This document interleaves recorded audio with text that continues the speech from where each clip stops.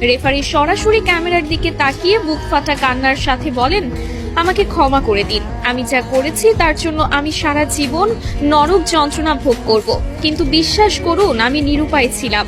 আমাকে ওপর থেকে কঠোর নির্দেশ দেওয়া ছিল যেভাবেই হোক স্পেনকে ম্যাচ জেতাতে হবে। আমি শুধু সেই নির্দেশ পালন করেছি মাত্র। রেফারির এই একটি মাত্র বাক্য মুহূর্তের মধ্যে পুরো বিশ্ব মিডিয়ায় দাবানলের মতো ছড়িয়ে পড়ে। সারা বিশ্বের ফুটবল বোদ্ধা থেকে শুরু করে সাধারণ ভক্তরা রীতিমতো স্তব্ধ হয়ে যান।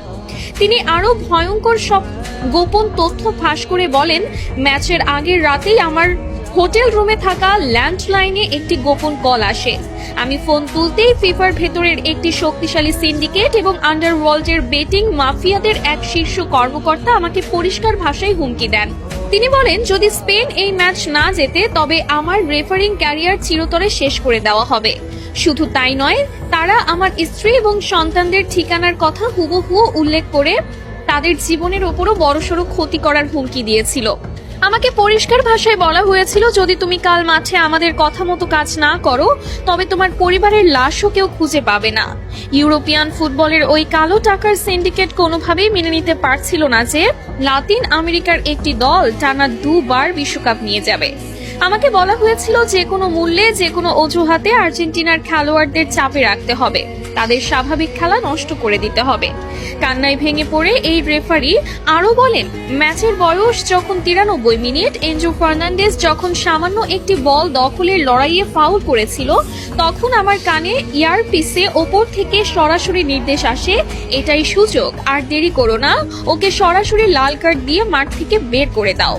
আমি নিজে মাঠে দাঁড়িয়ে অত্যন্ত কাছ থেকে দেখেছি, ওটা কোনোভাবেই লাল কার্ড দেওয়ার মতো অপরাধ ছিল না।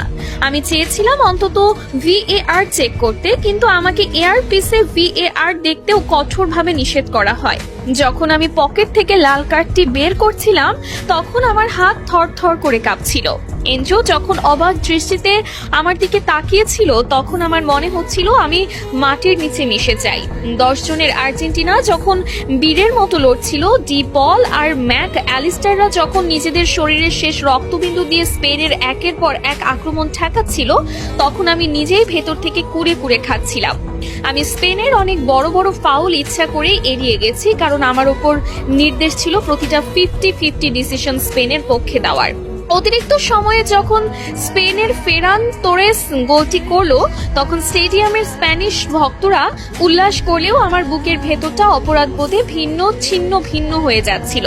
চরম আক্ষেপের সুরে রেফারি আরো বলেন, ম্যাচ শেষে যখন দেখলাম লিওনেল মেসি মাঠের মধ্যে বসে শিশুর মতো কাঁদছে, লিয়ান্ড্রো পারদেস রাগে ফেটে পড়ে হাতাহাতি করছে, এনজো ড্রেসিং রুমে বসে হাহাকার করছে, তখন আমার মনে হচ্ছিল আমি যেন একজন খুনির চেয়েও অধম। আমি ফুটবলের ঈশ্বরকে কাঁদিয়েছি। মেসি যখন শূন্য দৃষ্টিতে আমার দিকে তাকিয়ে মাঠ ছাড়ছিল, ওই চাহনি আমার বুকে তীরের মতো বিঁধেছে। গত কয়েক রাত আমি এক মুহূর্তের জন্য 2 চোখের পাতা এক করতে পারিনি। চোখ বন্ধ করলেই আমি মেসির সেই কান্নার দৃশ্য দেখতে পাচ্ছিলাম।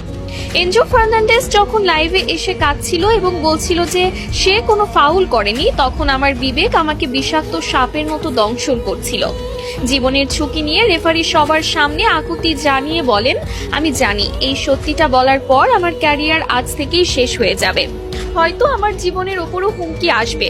ফিফার মাফিয়ারা আমাকে শান্তিতে থাকতে দেবে না। আমি জানি না কাল সকালে আমি আর বেঁচে থাকবো কিনা, কিন্তু আমি আর এই মিথ্যার বিশাল বোঝা বুকে নিয়ে বাঁচতে পারছিলাম না।